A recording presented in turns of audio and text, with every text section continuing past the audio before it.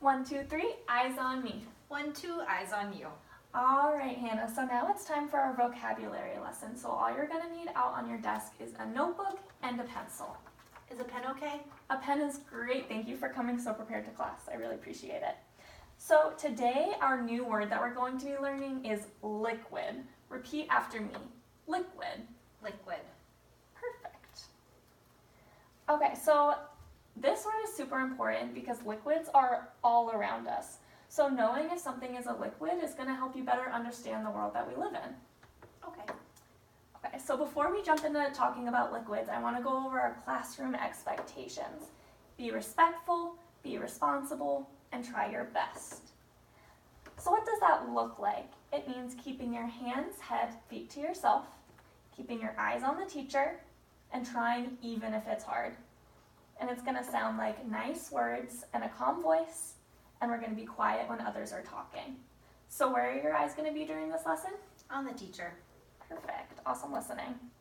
Okay, so again, before we start talking about liquids, we're going to be doing a review of solids to make sure we have a firm understanding of that before we move on.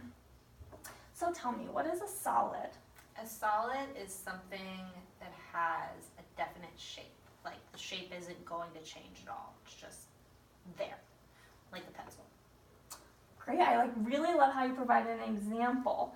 Awesome. And so it has a definite shape. And what else does it have?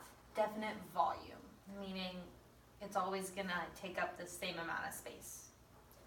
Perfect. Yes, it's always going to take the same amount of space. I really like how you provided both parts of the definition of a solid.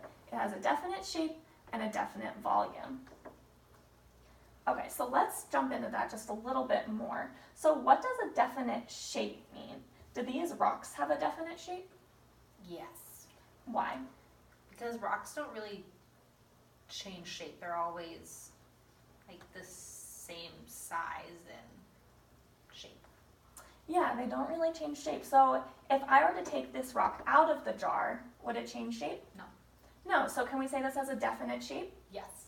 Yes, I really like how you're thinking through this. All right, now let's talk about definite volume. Does this cookie have a definite volume? Yes. What makes you say that? Because it always takes up the same amount of space. Okay. So if I were to have a cookie on a plate and then put a cookie in a jar, would it have the same volume? Yeah. Yes, so could we say we have a definite volume? Yes. Great, I really like how you're thinking through this with me. Okay, that was a great review. Now it's time to move on to our new word. And our new word today is liquid. So what do you see here? A glass of water. Yeah, it's a glass of water. The water in the glass is an example of a liquid. Okay, so now we're gonna get ready to learn the definition of a liquid, so get your pen ready to write down the definition. A liquid has a definite volume but no definite shape. Say it with me. A liquid has a definite volume but no definite shape. A liquid has a definite volume but no definite shape. Great. So when I say that a liquid does not have a definite shape, I mean that a liquid will take the shape of the container that it's in. What do I mean when I say a liquid does not have a definite shape? It will take the shape of the container it's in. Perfect. I love how you're listening and keeping your eyes on me. I can really tell how hard you're concentrating right now. I appreciate it. Okay, so now we're going to talk about some examples of liquids. Okay, so the water in this glass is a liquid because it has a definite volume, meaning it takes up the same amount of space no matter where it is, but it does not have a definite shape. It will take the shape of whichever glass it's in. Are these glasses the same?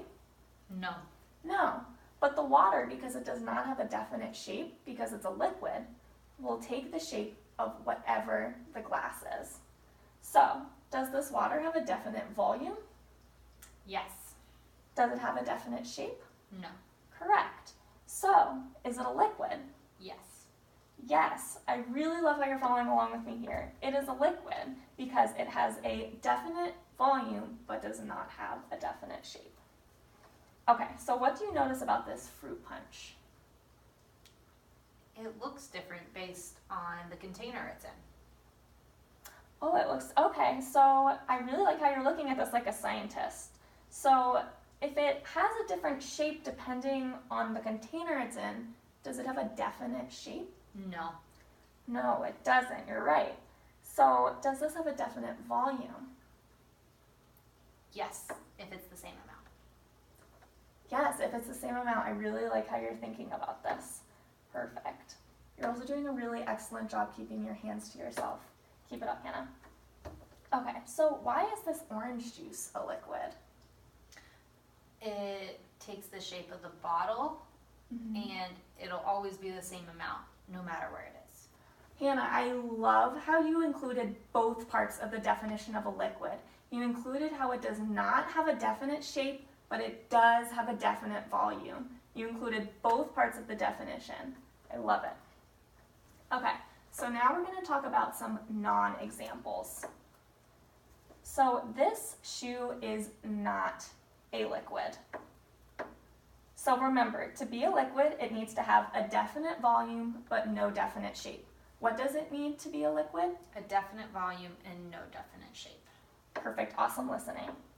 Okay, so this shoe will take up the same amount of space no matter where it is. So it has a definite volume.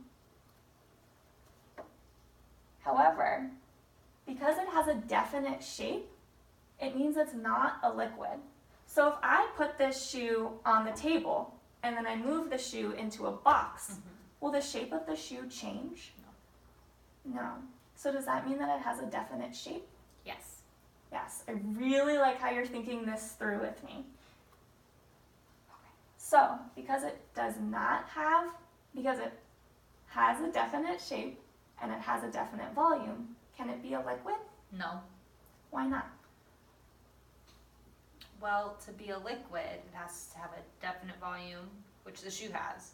But liquids have no definite shape, and this shoe has a definite shape. Hannah, you're doing a really amazing job applying your scientific Thanks. thinking to this example. I can tell how hard you're working and really trying your best. Okay, so what do you see in this jar? Pencils.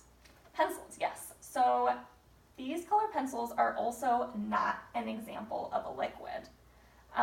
They have a definite volume and they also have a definite shape. So they are not a liquid. Okay, so now it's time to practice. Okay, what do you see here? Water being poured into a glass. Perfect, awesome looking at the board. So I want you to give me a thumbs up if it's a liquid or a thumbs down if it's not a liquid. Why did you say this is a liquid? Because it has the same volume in the bottle and in the glass, but the shape is going to change whether it's in the bottle or in the glass. Wow, Hannah, again, I really like how you're using both parts of that definition, and I also really like how you're looking very closely at the picture to see how it was in the bottle and now it's in the glass, and that's helping you really think through things scientifically. Okay, so again, thumbs up or thumbs down. Thumbs up if this sweatshirt is a liquid, thumbs down if it is not a liquid. Nope, not a liquid. Why is it not a liquid? Because it has a definite volume, because it's always going to take up the same amount of space, whether it's in the closet or on the body. And it has a definite shape, because the shape is going to be the same no matter where it is. Yes, wow, you're doing a really excellent job talking about the definition of a liquid. Okay, so what are the two objects that you see here? I see a pitcher and a pitcher of tea. And a pitcher of tea, awesome. So what I want you to do is I want you to drag the word liquid under the object that you think is the liquid.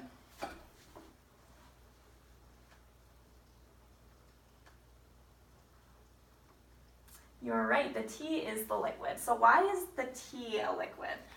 Because it has a definite volume, but no definite shape. It'll take the shape of whatever container it's in. You're absolutely right. And why is the pitcher not a liquid? Because it's always going to have the same volume and it's always going to have the same shape. Hannah, you're really thinking like a scientist. I love how you're applying both parts of the definition of a liquid during both of the examples. All right, now it's time to wrap up. So, a liquid has a definite volume but no definite shape, meaning it takes the shape of whatever container that it's in. And tomorrow, we're going to continue building on this idea of volume and shape when we talk about another state of matter called a gas. So thank you so much again for paying such awesome attention and working through something really hard. I could tell how hard you were trying that entire lesson, and I really appreciate it, Hannah. See you tomorrow.